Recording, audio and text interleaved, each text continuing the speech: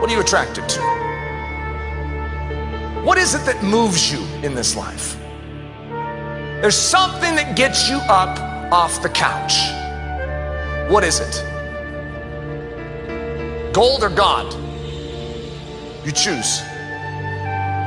For where your treasure is, there will your heart be also. Which one is the greater appeal to your soul? Which one's driving you? Which one gets you up in the morning? Which one lifts you off the couch? Which one will cause you to risk life and live? Gold or God? Do you really trust him? Do you believe that his word is in fact the word of God and wholly backed by the integrity of the Almighty? He promises to back those who believe, and he cannot lie. So are you willing to lay it on the line in this generation to prove your God faithful? Or are you one of the humbugs? I pray thee, have me excused. You're busy. And so though we have a dying world out there, and some of them right down the street, I pray thee, have me excused. I'm not one that can really accomplish that. Well, C.T. Studd was 52 years old on death's doorstep. He said, God, don't pass me over. You see, there's a discrepancy between us and C.T. Studd. We need what he had.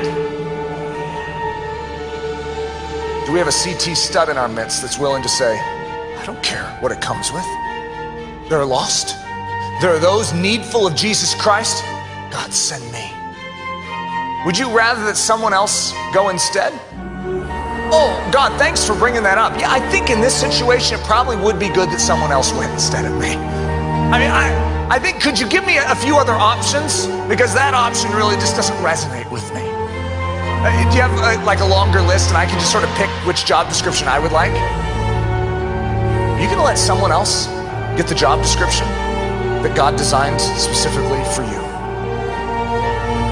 Do you have a limit to your obedience? It's like, I will follow God to this point, but anything beyond this point is extreme. Who came up with that? Doesn't God own you? Don't you realize that he purchased your body? You belong to Jesus Christ. You submitted your life to him. He can do with you what he wishes. So who are you to give your life to Jesus Christ and then define the terms of how he will use your life? Do you have a limit to your obedience? Because if you have a limit to your obedience, something's wrong with your Christianity. Am I willing to serve forgotten and without applause? We really like to be known, and we really like the applause. Let's just admit it, and then let's answer the question.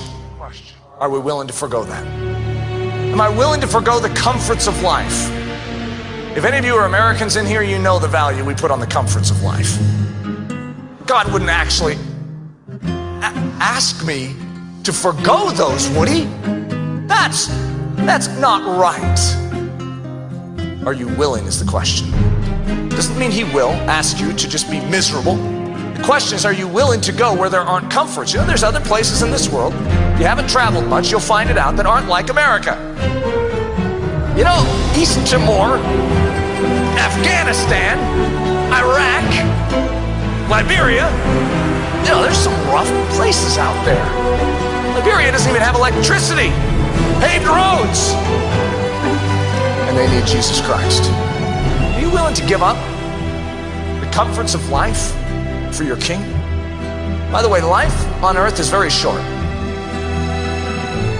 Are you willing to give up a short season of your existence to serve your King well, no matter what the cost? Am I willing to go anywhere, no matter the danger or darkness?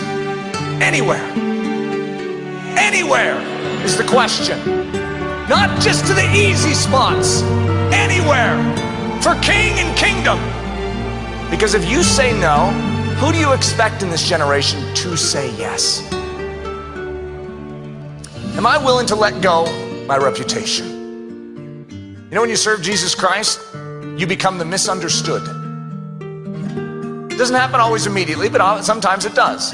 Where people start looking at you like, what in the world's wrong with you? They start passing little rumors about you too. All sorts of little tales can begin to float through the air or over the internet.